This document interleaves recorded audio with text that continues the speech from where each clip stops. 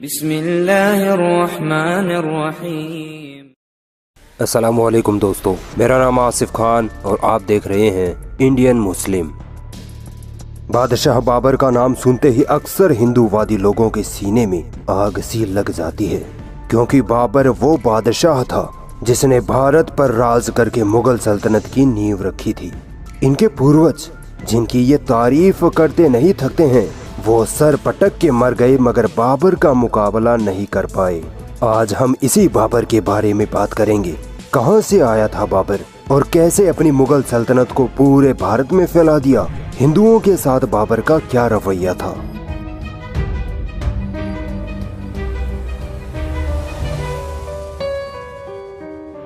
दोस्तों, इतिहास में बाबर के बारे में अच्छी और बुरी दोनों बातें दर्ज हैं, मगर आज भारत में बाबर को सबसे ज्यादा क्रूर, लुटेरा, हिंदुओं का दुश्मन, जालिम बादशाह पता नहीं क्या क्या लक़ब दिए जा चुके हैं। दोस्तों, बाबर का असल नाम जहीरुद्दीन मोहम्मद बाबर था। उनका जन्म 14 फरवरी 1483 में उज़्बेकिस्तान की फरगना घाटी में हुआ था। बाबर के पिता तैमूर वंश के और माँ चंगेज खान के वंश की थी।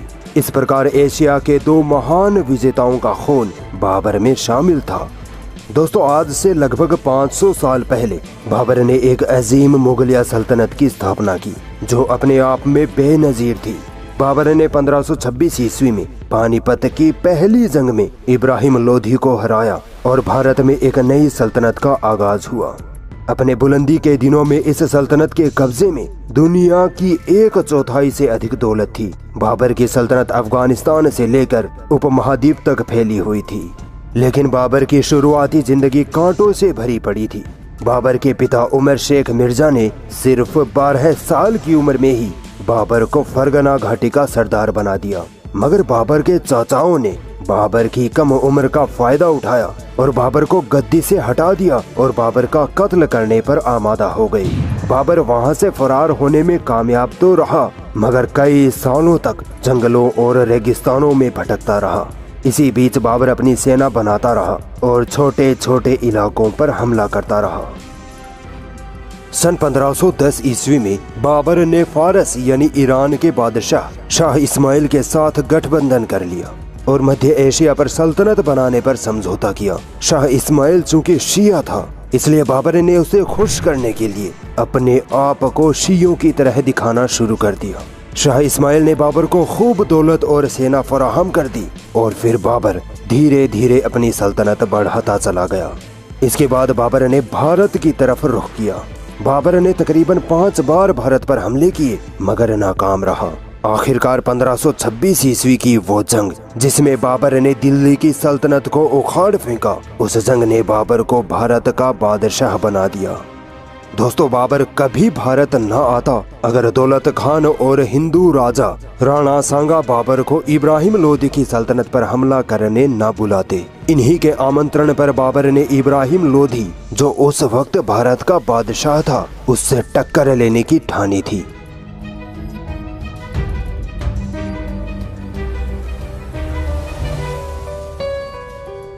इक्कीस अप्रैल सन 1526 ईस्वी में पानीपत की पहली जंग बाबर और इब्राहिम लोधी के बीच हुई। पानीपत आज के हरियाणा में स्थित है। इस जंग में बाबर की सेना में महज 12 से 20 हजार तक सैनिक थे, जबकि इब्राहिम लोधी की सेना में 1 लाख से ज्यादा जंगजू थे। बाबर एक कुशल बादशाह था। उसके पास बारूदी हथियार और करीब 20 तोपें थी, जो इब्राहिम लोधी के पास नहीं थी। मगर इब्राहिम लोधी भी कमजोर न था। उसके पास 300 जंगी हाथी थे, जो बाबर की सेना को डराने के लिए काफी थे। बाबर ने इब्राहिम लोधी को पहले ही अल्टीमेटम दे दिया था कि सल्तनत हमारे हवाले कर दो, वरना तुम्हें बहुत मुश्किलें आन पड़ेंगी। इब्राहिम लोधी ने बाबर की इस धमकी को नजरअंदाज कर दिया। बाबर को पता था कि 12,000 की फौज के साथ वो इब्राहिम लोधी की 1 लाख की फौज को शिकस्त नहीं दे पाएगा। इसलिए बाबर ने अपनी हिकमत अमली से इब्राहिम लोधी को हराने की सोची। तोपें जो भारत में पहले कभी इस्तेमाल नहीं हुई थी, वो बाबर के पास मौजूद थी। इब्राहिम लोधी को अंदाजा भी नहीं था कि ये तोपें कितनी तबाही मचा सकती हैं। इब्राहिम लोधी ने बेखौफ होकर अपनी हाथी सेना को बाबर पर हमला करने के लिए आगे दौड़ा दिया। जैसे ही हाथी बाबर की तरफ आए तो बाबर ने फौरन तोपों से हमला करा दिया। तोपों की तेज गरज सुनकर इब्राहिम लोधी के हाथी खौफजदा हो गए और उल्टे पैर दौड़ने लगे और इब्राहिम लोधी के अपने ही हजारों फौजियों को रौंदते चले गए। इस खौफनाक और अजीबोगरीब हमले को देखकर इब्राहिम लोधी की सेना में भगदड़ मच गई। इब्राहिम लोधी इस हमले को रोकने के लिए अपने खास जंगजुओं के साथ खुद बाबर पर हमला करने आगे बढ़ा, मगर बाबर ने उसे घेर कर ऐसा हमला किया कि इब्राहिम लोधी बच ना सका। इब्राहिम लोधी की मौत होते ही उसकी सेना भाग खड़ी हुई और अब भारत का नया बादशाह था ज़हीरुद्दीन मोहम्मद बाबर। इस जंग को जीतने की खुशी में बाबर ने एक मस्जिद तामीर कराई जिसे काबुली बाग मस्जिद के नाम से जाना जाता है। ये मस्जिद आज भी हरियाणा के पानीपत में शान से खड़ी है। दोस्तों, राणा सांगा ने सोचा था कि बाबर इब्राहिम लोधी को हराकर लूटपाट करके वापस अफगानिस्तान चला जाएगा और पीछे से हम भारत की सल्तनत पर कब्जा कर लेंगे, मगर ऐसा हुआ नहीं। इब्राहिम लोधी को हराकर बाबर भारत में ही रुक गया और अपनी मुगलिया सल्तनत कायम कर ली। ये मेवाड़ के राजा राणा सांगा को रास नहीं आया और उसने बाबर से जंग करने का ऐलान कर दिया।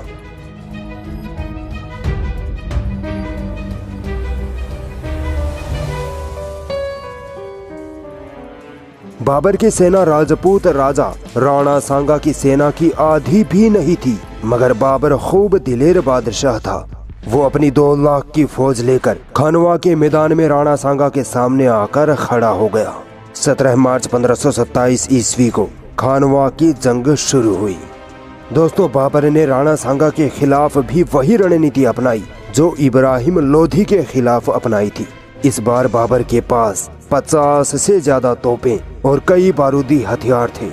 जंग शुरू हुई और चंद घंटों में ही राणा सांगा घायल हो गया और उसकी लाखों की फौज डर के मारे भाग खड़ी हुई।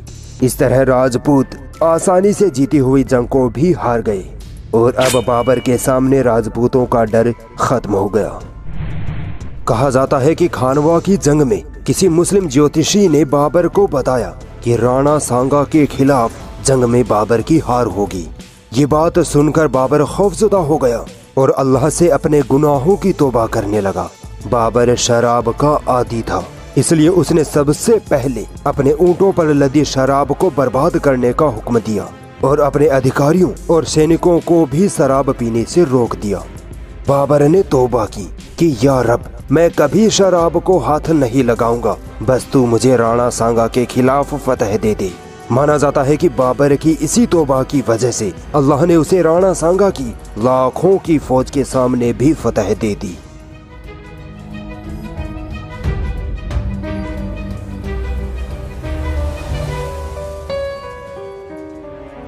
अक्सर हमें सुनने को मिलता है कि बाबर क्रूर, अत्याचारी और हिंदुओं का दुश्मन था, मगर जब हम बाबर की लिखी किताब बाबरनामा पढ़ते हैं तो हमें पता चलता है कि बाबर ने अपने बेटे हुमायूं को ये वसीयत की थी कि मेरे बेटे, सबसे पहले तो ये कि मजहब के नाम पर तुम सियासत ना करना, आप अपने दिल में मजहबी नफरत को बिल्कुल जगह ना देना, लोगों की धार्मिक भावनाओं को और उनकी इबादत गाहों का ख्याल रखना, उनको नुकसान ना पहुंचाना और सब लोगों के साथ इंसाफ से काम लेना।